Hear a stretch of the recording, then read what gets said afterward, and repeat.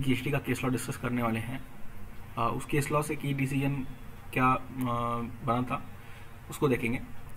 की डिसीजन था कि अगर कैंसिलेशन किया जाता है और कैंसिलेशन के बाद में अगर हम रिवोकेशन करते हैं तो वो इस बेसिस पे रिवोकेशन को डिनाई नहीं किया जा सकता कि असेसी ने क्या किया था, आईटीसी इनकरेक्टली अवेल किया था। केस लॉ डिस्कस करने से पहले थोड़ा सा जो इस जजमेंट में जो सेक्शंस इन्वॉल्व हैं उनको थोड़ा हम एक बार जो है फिगर आउट करेंगे। तो पहला सेक्शन है कैंसिलेशन और suspension of registration 29 subsection 2। 29 subsection 2 क्या बोलता है कि अगर जो रजिस्टर्ड पर्सन था उसने कोई प्रोविजन जो था एक्ट का उसको कॉन्ट्रावीन किया, या कोई कंपोजिशन सेक्शन 10 मतलब कंपोजिशन में अगर कोई जो है रजिस्टर्ड है और उसने अगर 3 कंसेक्यूटिव टैक्स पीरियड का उसने अगर टैक्स रिटर्न फाइलिंग नहीं की है, अदर देन कंपोजिशन है उसने लगातार 6 महीने तक अगर उसने रिटर्न फाइलिंग नहीं की, या अभी जिसने वॉलंटरी रजिस्ट्रेशन लिया लेकिन उसने जो है अपना बिजनेस जो स्टार्ट नहीं किया within 6 month from the date of registration, या तो लास्ट पॉइंट है कि अगर रजिस्ट्रेशन को जो है बाय फ्रॉड या मिसस्टेटमेंट या सप्रेशन ऑफ फैक्ट्स ऐसा करने के बाद में रजिस्ट्रेशन को प्राप्त किया गया है। लेकिन ये जो कैंसिलेशन करने से पहले क्या होगा, एक अपॉर्चुनिटी ऑफ बीइंग हर्ड दिया जाएगा। उसके बाद में अगला सेक्शन जो है वो है 30 सबसेक्शन 1 जो कि बोलता है revocation of cancellation of registration. तो इसमें क्या है कि अगर आपका जो है कैंसिलेशन जो है किया जा रहा है तो क्या हो सकता है कि रजिस्टर्ड पर्सन क्या कर सकता है, वो ऑफिसर को अप्लाई करता है कि रिवोकेशन के लिए within 13 days from the date of service of the cancellation order. तो 30 डेज के अंदर में जो है उसको अप्लाई करना रहता है, और अगर 30 डेज से ज़्यादा जो है बाद में अप्लाई करता है तो एडिशनल कमिश्नर या जॉइंट कमिश्नर से जो है उसको एक बोल सकते हैं कि उनसे अप्रूवल लेना पड़ेगा।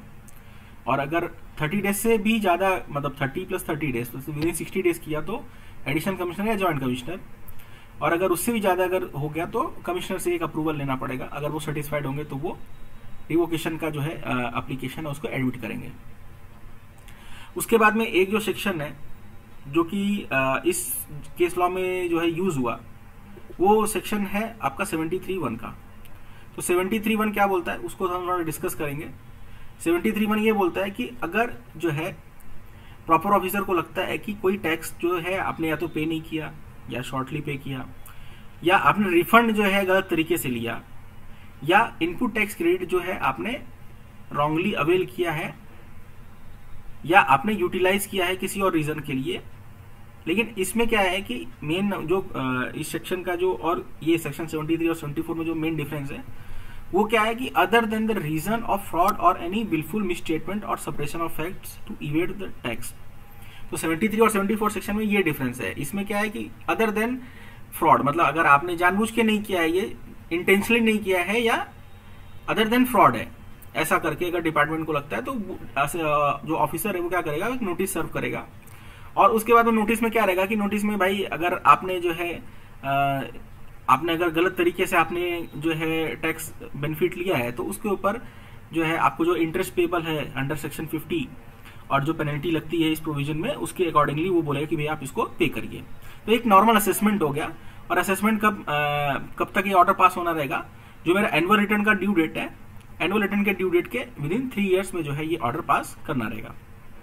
तो ये 73 है। अब हम क्या करते हैं, अब हम देखते हैं कि अपने इस केस में क्या हुआ।